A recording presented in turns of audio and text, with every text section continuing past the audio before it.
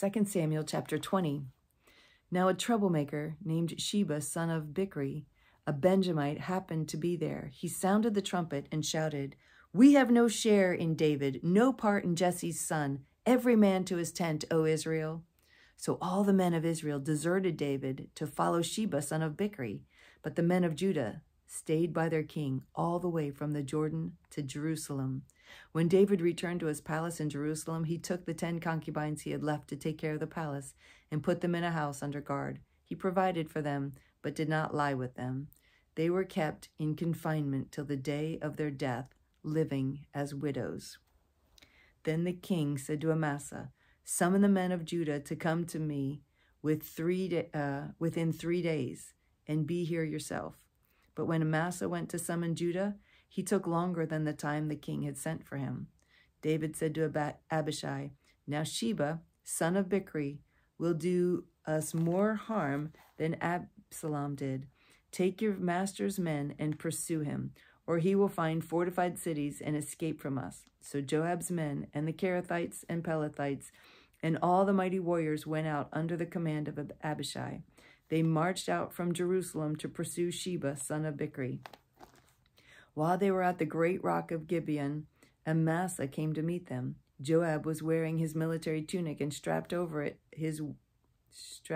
over at his waist with a belt with a dagger in its sheath. As he stepped forward, it dropped out of his sheath.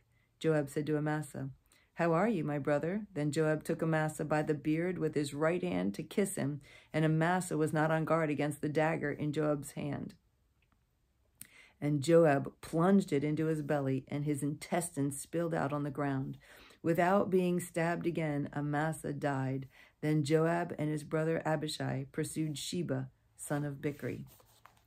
One of Joab's men stood beside Amasa and said, "Whoever favors Joab and whoever is for David, let him follow Joab." Amasa lay wallowing in his blood in the middle of the road, and the man saw that all the troops came to a halt there. When he realized that everyone who came up to Amasa stopped, he dragged him from the road into a field and threw a garment over him. After Amasa had been removed from the road, all the men went on with Joab to pursue Sheba, son of Bichri. Sheba passed through all the tribes of Israel to Abel Beth Maacah, and through the entire region of the Berites, who gathered together and followed him. All the troops with Joab came and besieged Sheba in Abel Beth Maacah. They built a siege ramp up to the city, and it stood against the outer fortifications. While they were battering the wall to bring it down, a wise woman called from the city, "Listen, listen, tell Joab to come here so I can speak to him." He went toward her, and she asked, "Are you Joab?" "I am," he answered. She said, "Listen to what your servant has to say." "I'm listening," he said. She continued, "Long ago they used to say, 'Get your answer at Abel,' and that settled it. We are the peaceful and faithful in Israel. You are trying to destroy a city that is a mother in Israel. Why do you want to swallow up the Lord's inheritance?" "Far be it from me," Joab replied. "Far be it from me to swallow up or to destroy. That is not the case. A man named Sheba, son of Bichri, from the hill country of Ephraim, has lifted up his hand against the king, against David. Hand over this one man, and I'll withdraw from the city." The woman said to Joab, "His head will be thrown to you from the wall."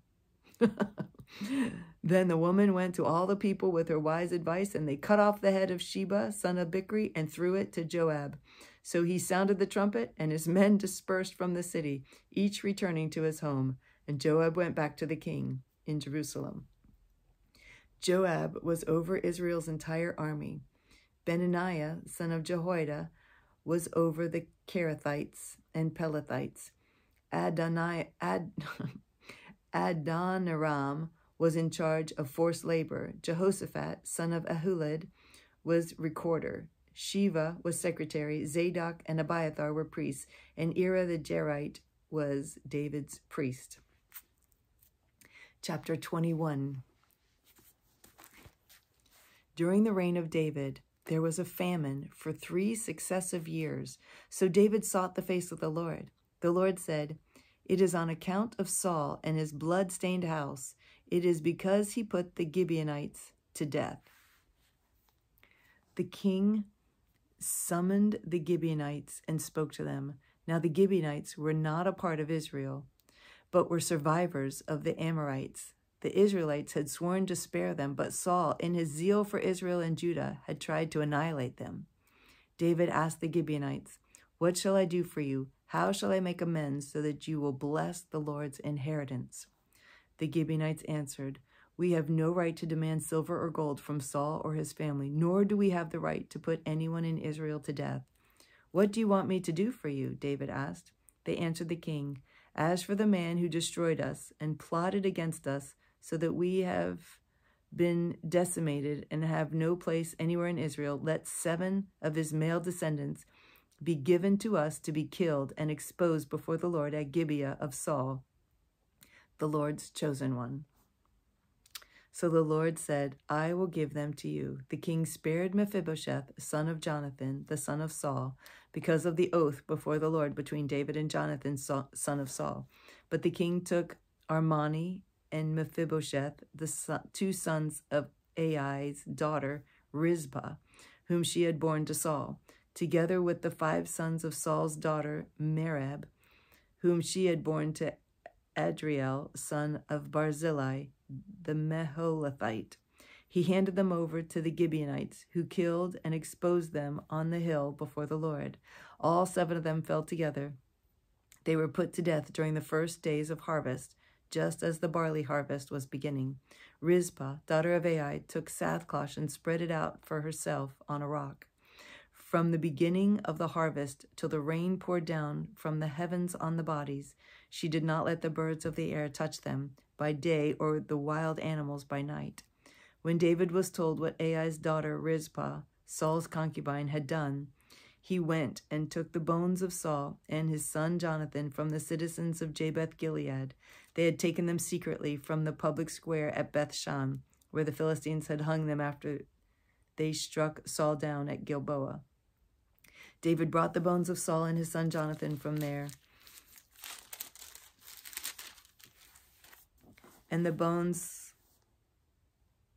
of those who had been killed and exposed were gathered up. They buried the bones of Saul and his son Jonathan in the tomb of Saul's father Kish at Zelah in Benjamin, and did everything the king commanded. After that, God answered prayer in behalf of the land. Once again, there was a battle between the Philistines and Israel. David went down with his men to fight against the Philistines, and he became exhausted. And Ishbi bin Ab, one of the descendants of Rapha, whose bronze spearhead weighed 300 shekels, and who was armed with a new sword, said he would kill David. But Abishai, son of Zeruiah, came to David's rescue. He struck the Philistine down and killed him. Then David's men swore to him, saying, "Never again will you go out with us to battle, so that the lamp of Israel will not be extinguished." In the course of time, there was another battle with the Philistines at Gob. At that time, Sibbecai, the Hushathite, killed Saph, one of the descendants of Rapha. In another battle with the Philistines at Gob, Elhanan, son of Jare-Oregim, the Bethlehemite, killed Goliath, the Gittite, who had a spear with a shaft like a weaver's rod. In still another battle, which took place at Gath, there was a huge man with 6 fingers on each hand and 6 toes on each foot, 24 in all. He also was descended from Rapha. I'm wondering if Rapha is one of the descendants of the angels, when the angels came down with men. Anyway, that's just a side note. It doesn't say that. He also was descended from Rapha. When he taunted Israel, Jonathan, son of Shimeah, David's brother, killed him. These 4 were descendants of Rapha in Gath, and they fell at the hands of David and his men. Chapter 22. David sang to the Lord the words of this song when the Lord delivered him from the hand of all his enemies and from the hand of Saul. He said, The Lord is my rock, my fortress, and my deliverer. My God is my rock, in whom I take refuge. My shield and the horn of my salvation. He is my stronghold, my refuge and my Savior. From violent men you save me. I call to the Lord, who is worthy of praise, and I am saved from my enemies. The waves of death swirled around me. The torrents of destruction overwhelmed me. The cords of the grave coiled around me. The snares of death confronted me. In my distress, I called to the Lord. I called out to my God. From his temple, he heard my voice. My cry came to his ears. The earth trembled and quaked. The foundations of the heavens shook. They trembled because he was angry. Smoke rose from his nostrils. Consuming fire came from his mouth. Burning coals blazed out of it. He parted the heavens and came down. Dark clouds were under his feet. He mounted the cherubim and flew. He soared on the wings of the wind. He made darkness his canopy around him, the dark rain clouds of the sky. Out of the brightness of his presence, bolts of lightning blazed forth. The Lord thundered from heaven. The voice of the Most High resounded. He shot arrows and scattered the enemies, bolts of lightning and routed them. The valleys of the sea were exposed, and the foundations of the earth laid bare at the rebuke of the Lord, at the blast of breath from his nostrils. He reached down from on high and took hold of me. He drew me out of the deep waters. He rescued me from my powerful enemy, from my foes who were too strong for me. They confronted me in the day of my disaster, but the Lord was my support. He brought me out into a spacious place. He rescued me because he delights in me.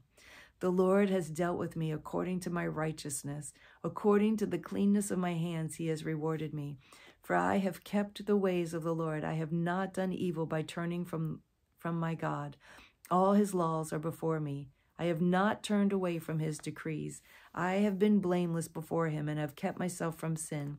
The Lord has rewarded me according to my righteousness, according to my cleanness in his sight. To the faithful, you show yourself faithful. To the blameless, you show yourself blameless.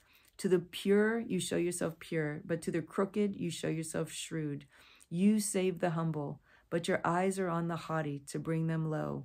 You are my lamp, O Lord. The Lord turns my darkness into light. With your help, I can advance against a troop. With my God, I can scale a wall. As for God, his way is perfect. The word of the Lord is flawless. He is a shield for all who take refuge in him. For who is God besides the Lord? And who is the rock except our God? It is God who arms me with strength and makes my way perfect. He makes my feet like the feet of a deer. He enables me to stand on the heights.